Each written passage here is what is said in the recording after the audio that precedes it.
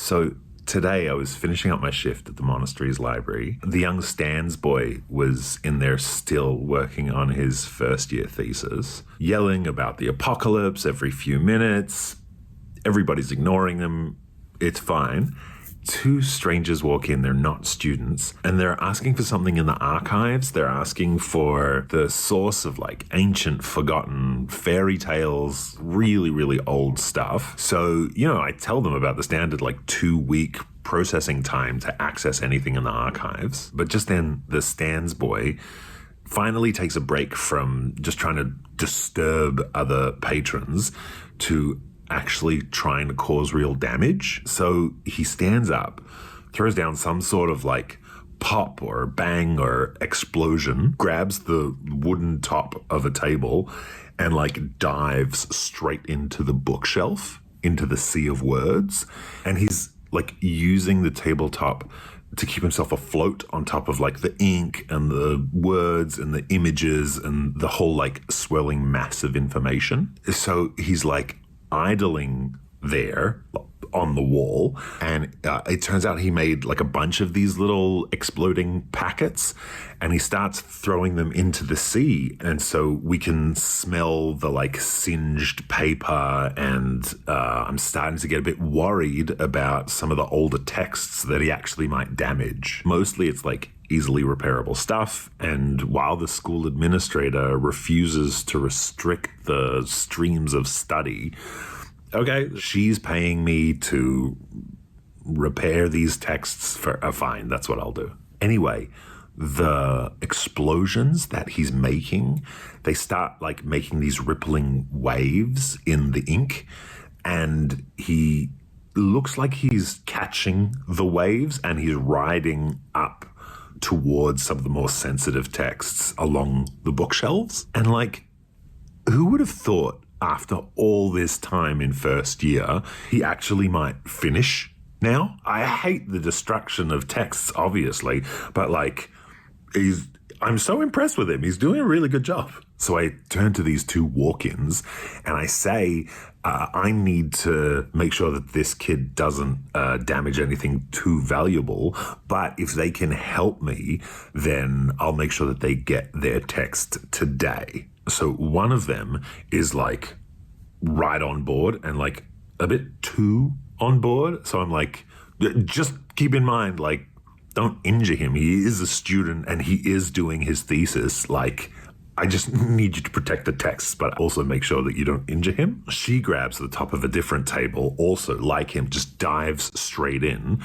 She obviously has like surfing background or something, because I don't know if she's ever been in a sea of ink and words at a 90-degree angle to gravity, but she immediately handles herself. So she's like wading her way through the illustrations and images of different texts that are all kind of like bubbling up to the surface as a result of the waves that he's making. She's like trying to stay as low as possible. I'm obviously not calling out to him because I don't want to interfere with his grade, but she's kind of like trying to sneak up on him from her board coming up behind him. He is still really just focused on, saying a few words and throwing another exploding packet into some text. Some more ash comes out on the tables, a little bit of dust, some singed papers fly off, but like not affecting the rest of the library or the other patrons. At some stage, he sees her coming up behind him, which he obviously wasn't expecting. I'm like, as they go higher and higher towards the restricted section, I'm like just making sure that I pick up any pages that fall to the floor and put out any of the like embers that are like still live as they make it into the library. She catches up to him and he just starts yelling at her about his grade and has been working for so many years to like finish first year and what's she doing. And like, poor girl, I don't know if she knows like where she is, how the monastery works, what they're doing here. I haven't yet had a chance to like speak to this poor woman. And so she like is such a sweetheart. She kindly and gently tries to like talk him into just leaving the bookshelf, which he's obviously not going to do. So he's like wobbling on his board and he's like very, very distracted.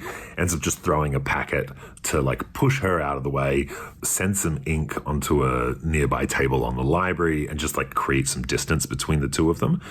But he is making his way up. He's now on like the second floor. She's then obviously had enough.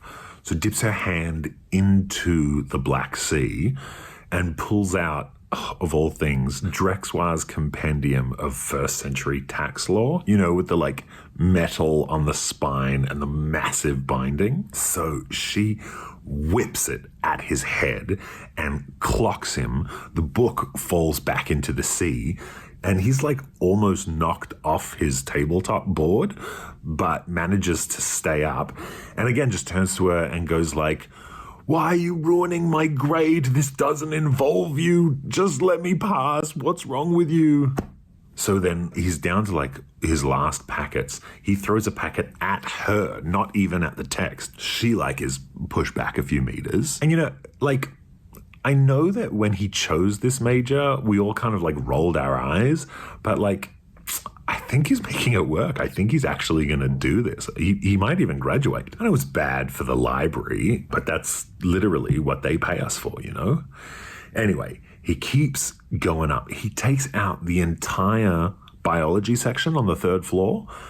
And I'm like, oh, damn. Okay. He's like ready to go. He's doing well. So I immediately jump in and start swimming up just to like set the more valuable texts on the librarian's desk, make sure that they're not harmed in any way that's like irreplaceable. And then right next to the restricted section, he's about to wade his way in. She catches back up to him, jumps onto his board. She lets her board go and starts like grappling and wrestling him while they're both standing on his board. Obviously, I mean, it's the Stands boy, so overpowers him in a second and starts like gently steering them back down the bookshelf all the way to the ground floor, you know, where he originally jumped in. And she like calmly steps out of the wall back onto the floor, holding him with his hands behind his back. And obviously, I still needed to catalog the damage and find the text that she asked for from the archives, but I'm like pretty sure that there was something like sticking out of her pocket, like a page or a map or something from like one of the texts on the third floor. You know, I don't know where she is in life, but like we might have another student on our hands, which would be pretty exciting. In any case, how are you? How was your day? What'd you get up to?